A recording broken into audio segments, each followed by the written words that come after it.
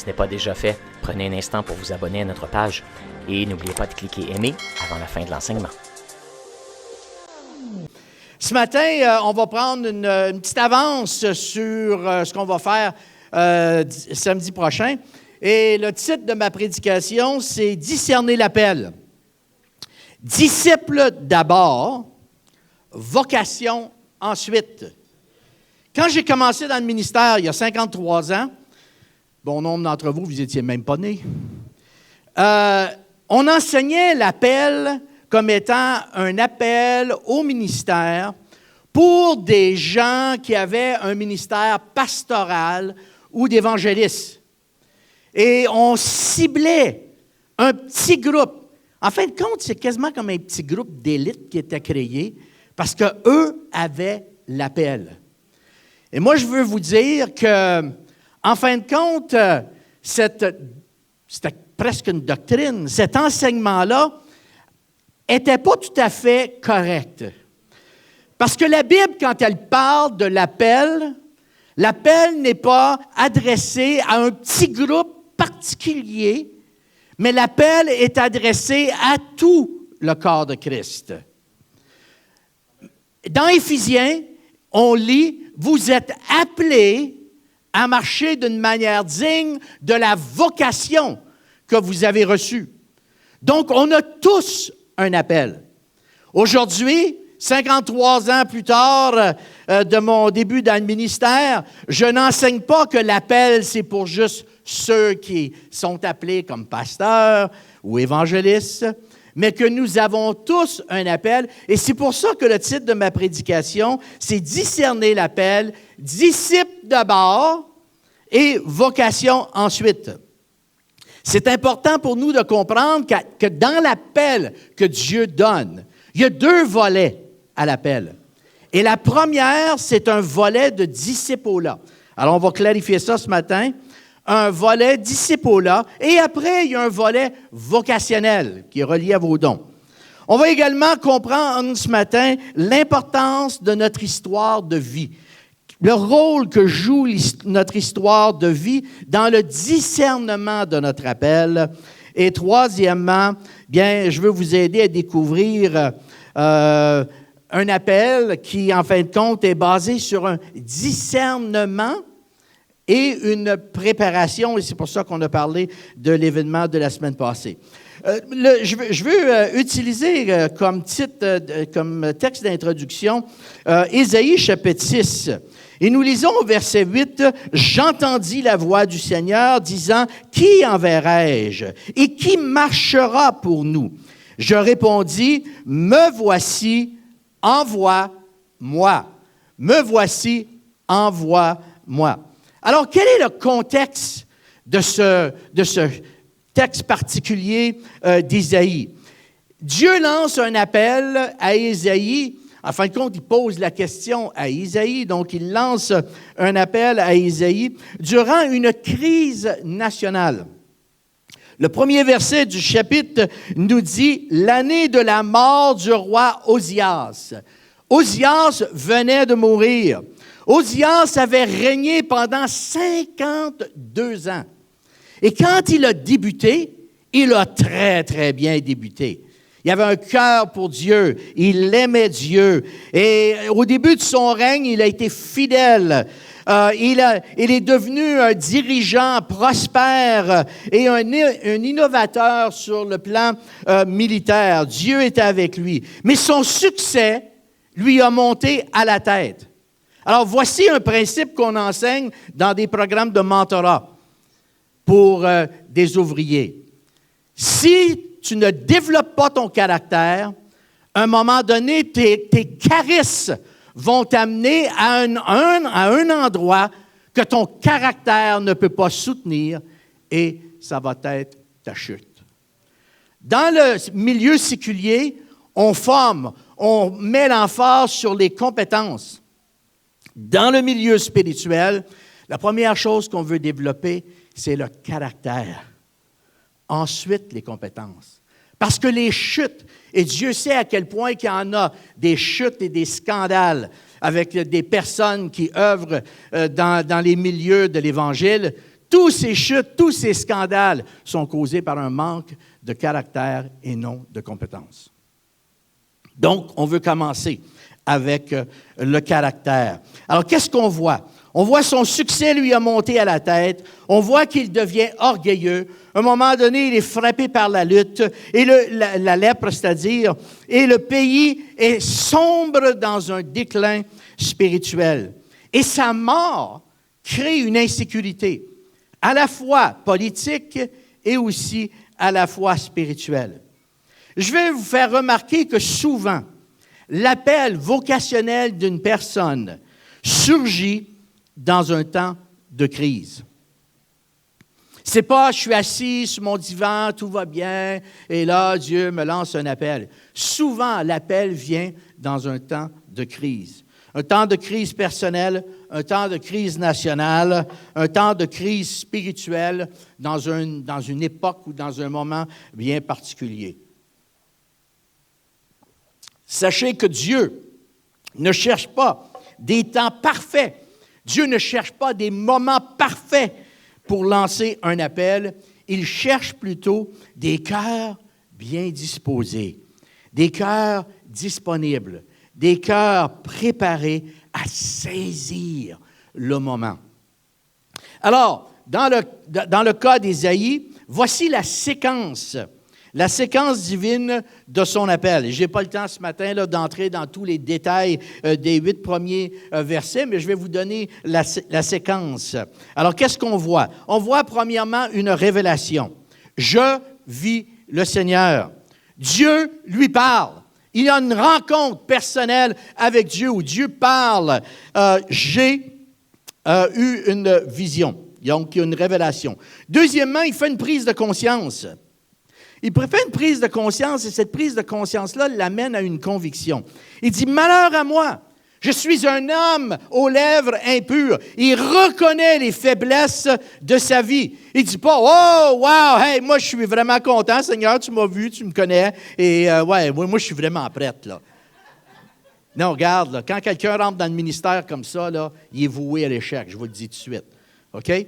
Non, il dit, Seigneur, je suis un homme avec des lèvres impures. Il reconnaît les failles dans sa vie. Il reconnaît les manquements dans sa vie. Ensuite, il y a un moment de purification et de sanctification. Et on lit dans le texte le charbon ardent qui touche ses lèvres. Ensuite, il entend le désir de Dieu. Le désir de Dieu, c'est qui enverrai-je? Hey, la situation est critique. Je cherche une personne fiable. Qui enverrai-je? Et la réponse d'Ésaïe est « Me voici, envoie-moi ». L'appel, mes chers amis, ne commence pas par un « envoie-moi » impulsif. Pas du tout. Il commence par « Je vis le Seigneur ». L'appel commence avec une rencontre intime. Une rencontre intime avec Dieu où il place un fardeau, il place une idée, il place quelque chose de particulier dans notre cœur qu'il va utiliser pour développer cet appel. En fin de compte, c'est un processus de discernement qui enclenche après une expérience avec Dieu. L'appel de Dieu commence avec une rencontre. Comme j'ai mentionné au début, on veut clarifier la différence entre le volet du discipulat et l'aspect vocationnel de notre appel. Alors, voilà, le volet primaire. Le volet primaire, c'est celui du « Viens, suis-moi ». Dans Matthieu chapitre 9, le verset 9, nous avons le récit où Jésus dit à Matthieu, « Suis-moi, viens, suis-moi ». Dans Matthieu 19, 21, on a le jeune homme riche qui vient devant le Seigneur. Et qu'est-ce que Jésus lui dit? « Vends tout ce que tu as, viens et suis-moi ». L'appel débute avec une rencontre personnelle avec Jésus où on répond à l'appel que le Seigneur nous donne de le suivre et de devenir un disciple de Jésus. Je trouve très révélatrice la citation du théologien Os Guinness qui dit « Notre vocation primaire en tant que disciple de Jésus, remarquez bien, vient de lui, à lui et pour lui. Nous avons été appelés d'abord à quelqu'un, à Dieu, et non pas à quelque chose, à un métier, à une vocation, à une profession ou à un lieu particulier, à une ville. » Moi, quand j'ai débuté dans le ministère, c'est « prie pour savoir où Dieu veut que tu ailles ». On ne se préoccupait pas de savoir si j'étais prêt. C'était « prie pour recevoir l'appel de Dieu et savoir où est-ce que Dieu veut que tu ailles ». Non, regarde, ta première appel, là, c'est d'être un disciple de Jésus. Et « if you fail », tu faillis dans cette préparation-là, guess what, mon chum, il n'y en aura pas d'appel vocationnel. OK?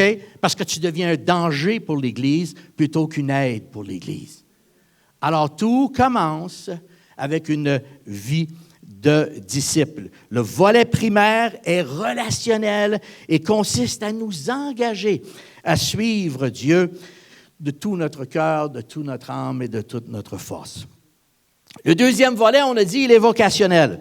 Celui-ci est basé sur la manière que le Seigneur vous a tissé et les dons qu'il vous a donnés. Le volet vocationnel est la manière que Dieu veut utiliser votre vie, la manière que Dieu veut utiliser les dons qu'il vous a donnés, la personnalité qu'il vous a donnée pour la progression du royaume de Dieu. Donc, le premier volet, le volet du disciple-là, est relié à mon identité, qui je suis. Et le deuxième volet, le volet vocationnel, bien, il est lié à ce que je fais. Et on va en parler un petit peu plus dans un prochain point. On revient à notre histoire. Notre histoire est la question de Dieu, qui enverrai-je? Et je veux vous faire remarquer que son intention, l'intention de Dieu dans ce texte-là, on voit très bien, ce n'est pas de forcer quelqu'un à l'action. Un autre faux enseignement qu'on avait quand j'ai commencé dans le ministère, on nous disait toujours, Dieu va t'appeler à faire quelque chose que tu ne veux pas faire. Hey, quand tu entends ça, là, tu te dis, crime, je vais être misérable le restant de mes jours. Si je dis oui, je vais être misérable, je suis aussi bien de dire non. Ça ne nous encourageait pas au ministère. Mais moi, je vous le dis, le Seigneur ne vous appelle pas à faire des choses que vous ne voulez pas. Il va vous appeler à faire des choses pour lesquelles il vous a préparé. Le Seigneur ne veut pas des incompétents. Il veut des gens préparés. Qui j'enverrai-je? Il cherche des volontaires transformés et non des candidats qui sont ambitieux. La question qu'il pose, c'est qui est le plus talentueux dans le groupe? Ou qui est le plus visible? Pas du tout. Ce n'est pas les questions qu'il pose. La question qu'il pose, c'est qui est disponible? Qui est disponible? Qui est purifié? Qui est prêt? Qui est prêt à être à l'écoute de ce qu'il veut faire, que je veux faire dans sa vie? Et le Seigneur va placer en nous ce désir de dire, « Ah, Seigneur, oui, je veux faire un partenariat avec toi, envoie-moi. » C'est justement la réponse que Isaïe lui donne. Isaïe lui dit, « Me voici, envoie-moi. » Cette phrase, « Me voici, envoie-moi » est une déclaration de disponibilité. Quand Isaïe a dit ça, il est en train de dire, « Seigneur, je suis prêt. Je suis disponible. Je ne sais pas trop ce que tu vas faire, là, mais je suis disponible. On va dire oui, là. On ne sait pas comment, on ne sait pas ça va être quoi les ressources qu'on va avoir à notre disposition, mais oui, envoie-moi. » Chers amis, le commencement de notre appel, le discernement, commence toujours avec un cœur qui est disposé, un cœur qui se rend disponible à Dieu, et non avec un plan super détaillé. Moi, quand j'ai commencé dans le ministère, j'étais loin d'avoir un plan détaillé. À 20 ans, je suis rentré dans le ministère, j'ai dit « Oui, Seigneur, j'y vais. » Je vous le dis tout de suite, c'est jeune. OK? Si j'avais à recommencer, je ne ferais pas ça à 20 ans. Là. Mais à l'époque, c'était ça. À l'époque, tu finissais ton secondaire, tu allais à l'école biblique, puis on te lançait, on te parachutait dans une ville, puis on disait « Hey, va pionnier une église. » C'est quoi ça, pionnier une église? Tu sais, figure it out. Là. Tu sais, c'était ça, là. Tu apprends sur le tas. Alors, c'est ça. Il n'y avait pas de plan détaillé, je vous garantis. Alors, j'ai une question de réflexion pour vous. Aujourd'hui, cette même question de Dieu résonne encore pour chacun de nous. Dieu nous regarde et Dieu dit, qui enverrai-je? J'ai des tâches particulières à faire pour l'avancement de mon royaume. Qui enverrai-je? Wow! Le deuxième volet, c'est le volet c'est-à-dire le volet du disciple-là, c'est le fondement de tous les chrétiens. Je vous l'ai dit tantôt, tout le monde a un appel. Et on le voit dans Matthieu, le chapitre 28, lorsque le Seigneur dit « Allez, faites de toutes les nations des disciples, les baptisant au nom du Père, du Fils et du Saint-Esprit, et enseignez-leur à observer tout ce que je vous ai prescrit. » On a tous cet appel. On a tous cet appel à obéir à Jésus, à suivre Jésus, à grandir ensemble et de faire des disciples. Tous les croyants ont cet appel primaire, ce volet primaire d'être un enfant de Dieu et d'être un témoin de Jésus, un témoin de sa grâce. Mais tous n'ont pas été appelés avec la même expression vocationnelle. On a tous le même volet primaire, mais le volet vocationnel, c'est ce qui nous sépare des autres. Le volet vocationnel, Dieu personnalise notre mission de vie, qui est synonyme de l'appel. Le volet vocationnel est beaucoup plus spécifique à vous, qui vous êtes, la manière que le Seigneur vous a tissé. Deux textes importants dans cette considération. Le premier, c'est le psaume 139. La Bible est claire, que vos parents vous ont conçu, mais Dieu, dans sa grande sagesse et créativité, lui, il vous a imaginé, puis il vous a vu avant votre naissance. Il dit à Jérémie, « Avant que tu naisses, je t'avais vu, je te connaissais. » Ah, wow! Peu importe la manière que vous avez été conçu, Dieu vous a tissé et il vous a équipé pour une mission, pour une vocation. Écoutez-moi bien là, ce matin, là, aux yeux de Dieu, aucune vie n'est accidentelle et aucune existence est une erreur. Louise et moi, nous avons une amie qui a été violée et est tombée enceinte. Elle a décidé de garder l'enfant. L'enfant, c'est un petit gars. Ce petit gars-là a fini par faire une expérience avec Jésus. Il a accepté Jésus dans sa vie à cause du témoignage de sa mère. Aujourd'hui, c'est un homme avec 3 enfants. Et aujourd'hui, c'est lui qui est le bâton de vieillesse de sa mère. Wow. Il y en a qui diraient, hey, la manière qui a été conçue, là, wow, hey, toute une gaffe, ça. Il n'y a pas d'accident avec Dieu. Ce n'est pas la manière qu'on a été conçu qui est important. C'est la manière que Dieu nous façonne pour la vie qui est devant nous. La dignité humaine, chers amis, repose dans l'action créatrice divine.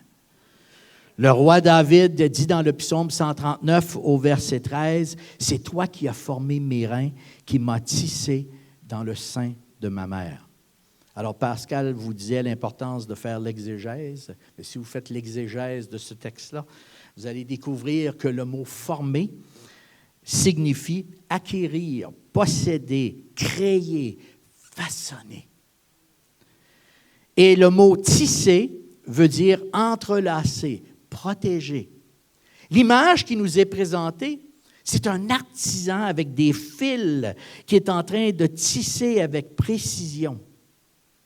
Et c'est ce que Dieu a fait dès votre conception, avec chacun d'entre nous. Le Seigneur veut créer un chef-d'œuvre, et un chef-d'œuvre précis. En fin de compte, peu importe notre conception, pour Dieu, la vie humaine est précieuse est loin d'être un accident. C'est Dieu qui vous a doté. Il vous a doté de la personnalité unique que vous avez. Il vous a doté de dons et de talents. Il vous a donné des aspirations. Pourquoi vous aspirez à des choses que votre voisin ou des membres de votre famille n'aspirent pas?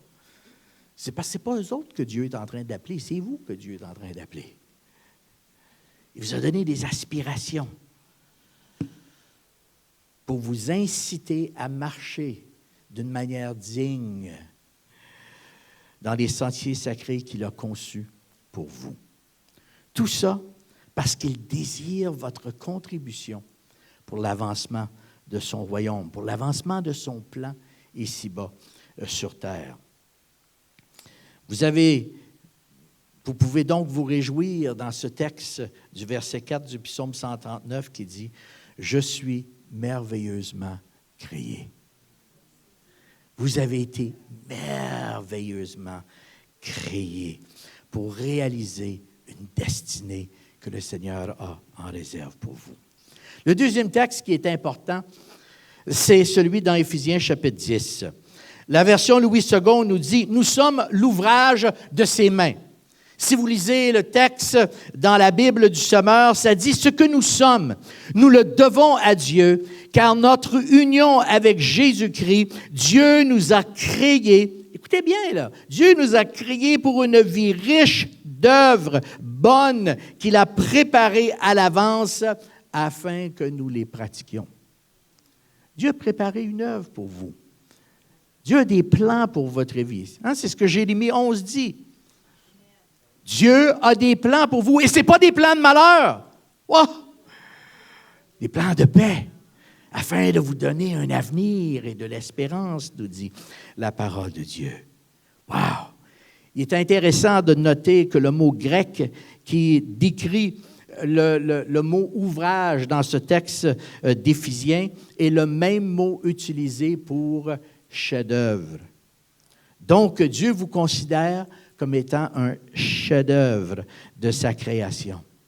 Maintenant, je suis certain qu'il y en a d'entre vous, vous allez me dire ce matin, « Oh, je suis loin de me considérer puis de me sentir comme un chef-d'œuvre. » Et ça n'a rien à faire avec la manière dont vous vous sentez, ça a à faire avec le plan de Dieu et la manière que Dieu vous a créé. Alors, prenez courage. C'est vrai que le péché est venu déformer le chef-d'œuvre. Mais la beauté, savez-vous, c'est quoi? La bonne nouvelle, c'est que par l'œuvre de Jésus-Christ à la croix, Dieu restaure ce chef-d'œuvre déformé en même temps qu'il renouvelle son plan, son rêve pour notre vie. Sachez que Dieu ne fait pas d'art générique. Dieu, moi je suis donc content là, que Dieu ne nous clone pas. Vous imagineriez-vous là, à être toutes des Pierre Bergeron le matin? Là? OK? Moi, je ne saute pas en avant. Là. Moi, je ne m'appelle pas Pascal. L'enthousiasme, ce n'est pas un de mes sentiers. De temps en temps, ça m'arrive, là, mais moins souvent que Pascal. Alors, tu sais, le Seigneur ne fait pas d'art générique. Il ne fait pas les mêmes copies. Ce n'est pas comme faire des biscuits là, que tu vas vendre en masse. Là. Non, ce n'est pas de même, ça marche. Là. Et il façonne chaque individu d'une manière irréductible et unique. Vous êtes des êtres uniques pour accomplir une mission que Dieu a pour votre vie. Lorsqu'on prend conscience de la manière que le Seigneur nous a créés, et qu'on perfectionne, qu'on travaille par la grâce de Dieu à perfectionner les dons et la manière qu'on va exercer les dons. Ça se perfectionne la manière que tu exerces tes dons. Bien, chers amis, on entre dans une zone d'impact où, comme dit le texte, une vie riche d'œuvres qu'il a préparées à l'avance afin que nous les pratiquions. Je vous ai mentionné l'importance de l'histoire de votre vie. Dans son livre « La croissance du leader », le professeur de l'Université chrétienne Fuller et un expert en leadership démontre que l'appel se discerne et se développe au travers de l'histoire de notre vie, de moments où le Seigneur éprouve notre caractère, de différentes crises auxquelles on fait face, des moments de transition et aussi des moments où nous avons l'accompagnement de mentors. Encore une fois, vous êtes bénis dans cette Église d'avoir une équipe pastorale qui croit dans le mentorat et qui pratique le mentorat.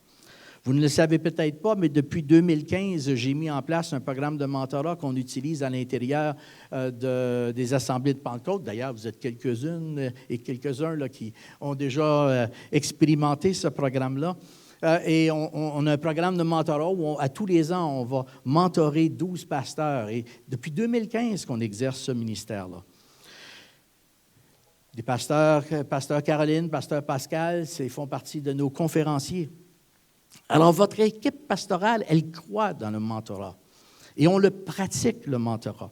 Et on veut être là pour vous accompagner dans votre discernement afin de comprendre les jalons dans votre vie qui contribuent à discerner l'appel vocationnel que le Seigneur a pour vous. Car les expériences de notre vie sont des opportunités de formation et non des détours. Ce n'est pas un détour. Oh, il faut que je contourne ça, là, c'est une épreuve qu'il faut... Non, ça fait partie de votre formation. 2 exemples bibliques que je veux vous donner ce matin. La vie de Joseph. La trahison, il a vécu la trahison avant de vivre le palais. Lisez bien dans Genèse, là, le chapitre 37 au chapitre 50. Joseph a eu un rêve de la part de Dieu qu'il allait un jour gouverner. Oh, hey, c'est inspirant, hein? Et on veut tous être au moment de gouverner, right? On veut se rendre là tout de suite, là.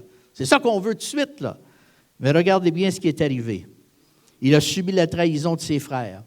Il a vécu comme esclave. Il a été faussement accusé d'un crime. Il se retrouve en prison. Tout ça avant de gouverner. Avant de gouverner. C'est un fait que son caractère a été formé et éprouvé avant de gouverner. Ce que Dieu formait en lui, au travers de ses expériences difficiles, était son intégrité sous pression, était sa capacité administrative, était sa résilience émotionnelle et sa dépendance totale sur Dieu, qu'il avait besoin de comprendre avant de commencer à régner, à gouverner. Et vous, qu'est-ce que Dieu est en train de former en vous en ce moment? Pouvez-vous le discerner? Le 2e exemple biblique, c'est celle de David. David qui vit la fuite avant le règne. En tant que fin de son adolescence, il est oint,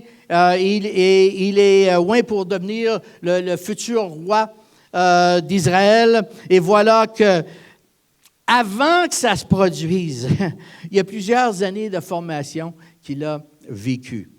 On voit qu'il fuit Saül, qui est jaloux de lui et qui veut le tuer.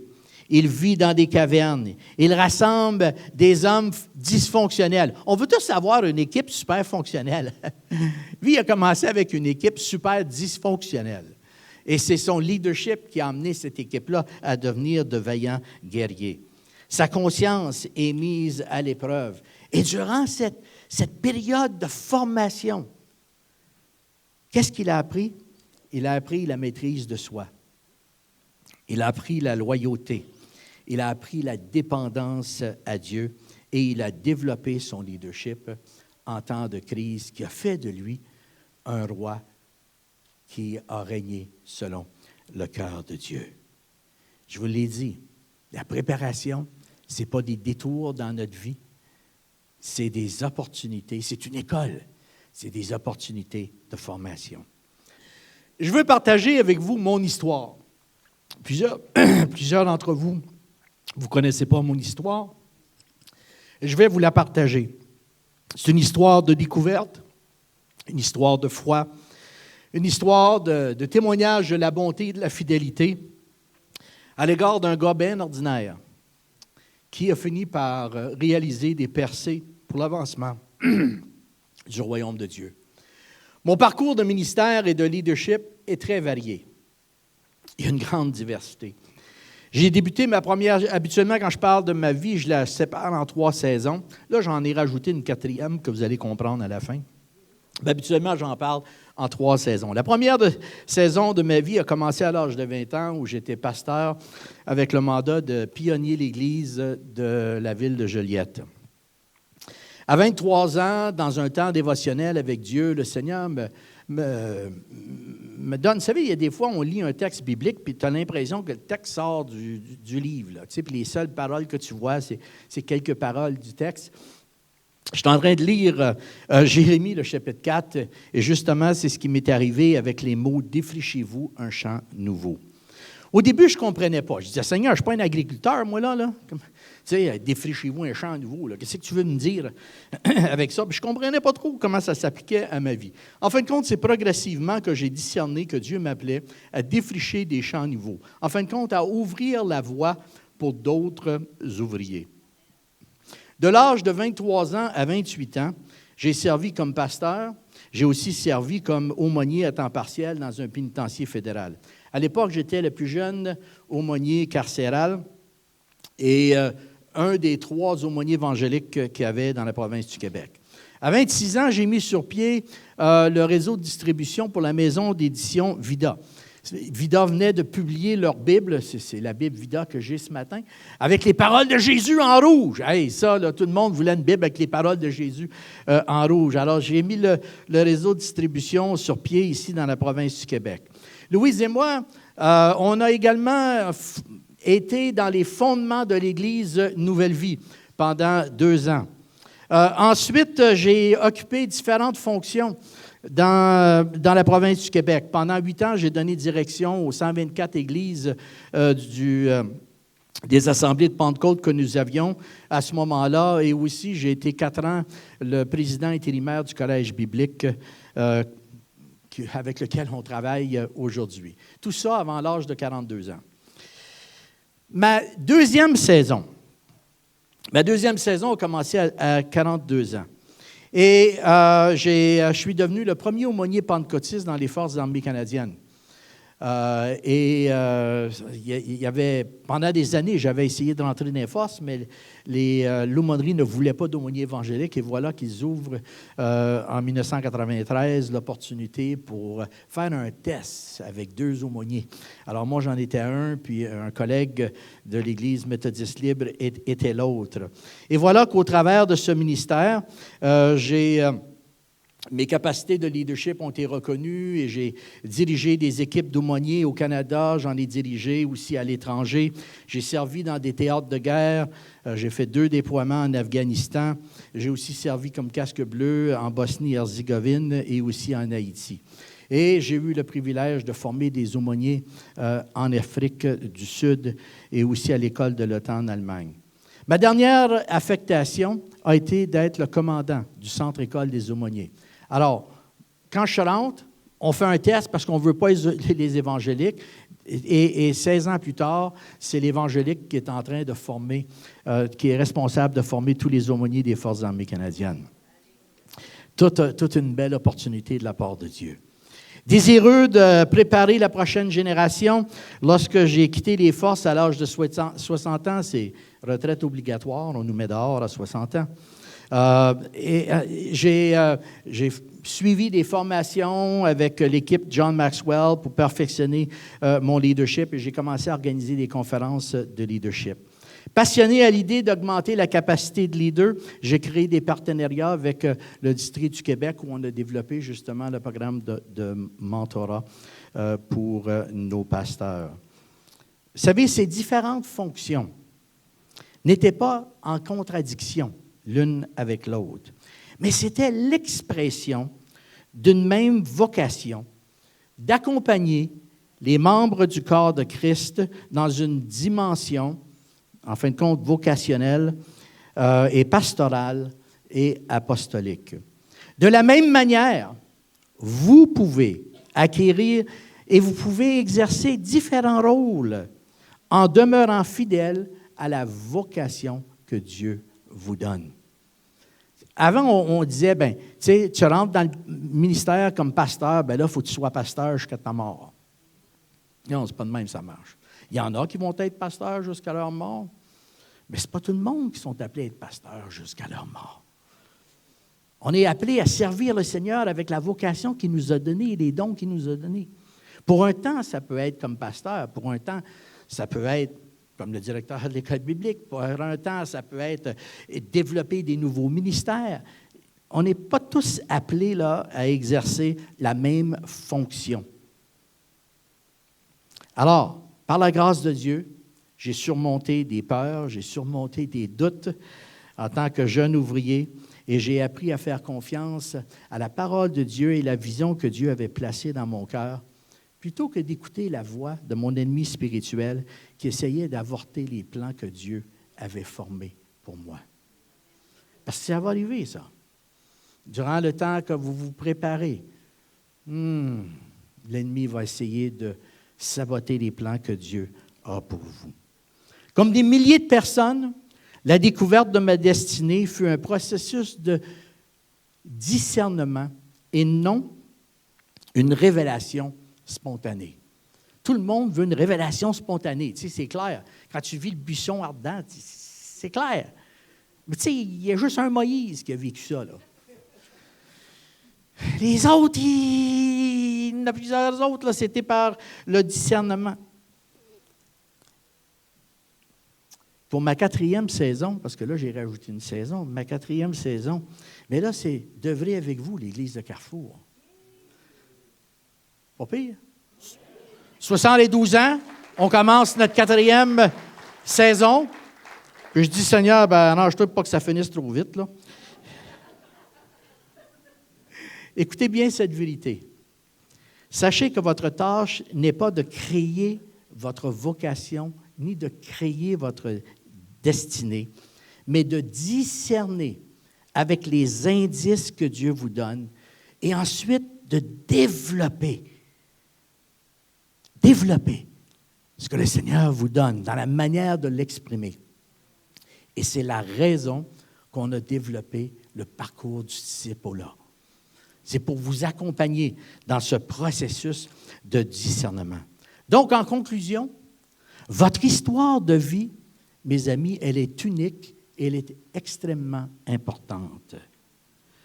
J'aime ce texte dans 2 Corinthiens, le chapitre 1, le verset 4, qui nous aide à comprendre que l'encouragement et la consolation que nous avons reçus de la part de Dieu au travers des défis et des moments douloureux de notre vie, en fin de compte, nous rendent désormais capables de consoler et d'affirmer à notre tour ceux et celles de notre entourage qui veulent eux aussi progresser et devenir une meilleure version d'eux-mêmes sous la grâce de Dieu.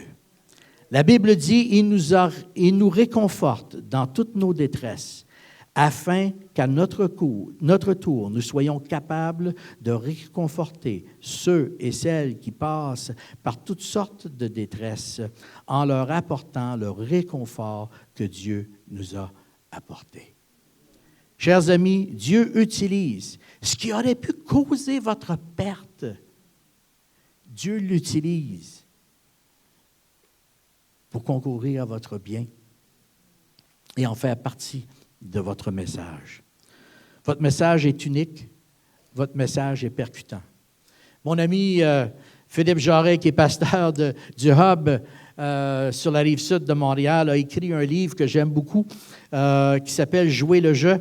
Et dans le livre, il dit « Nombreux sont ceux et celles qui espèrent toute leur vie une révélation du ciel, comme le doigt de Dieu déchirant les nuages et gravant sa parole à l'aide de la foudre sur le sol de leur jardin. » Vous vous reconnaissez? Mais la révélation de la mission personnelle se fait habituellement de façon plus discrète, à partir de multiples signes. Un livre, une rencontre, une conversation, un film, un fait divers dans le journal parlant à notre cœur, un cours ou une parole qui ouvre une route nouvelle à notre enthousiasme. Parfois, il s'agit même de faire un essai dans un service et on découvre qu'on y reste 10 ans. Dieu vous appelle à vous engager comme disciple.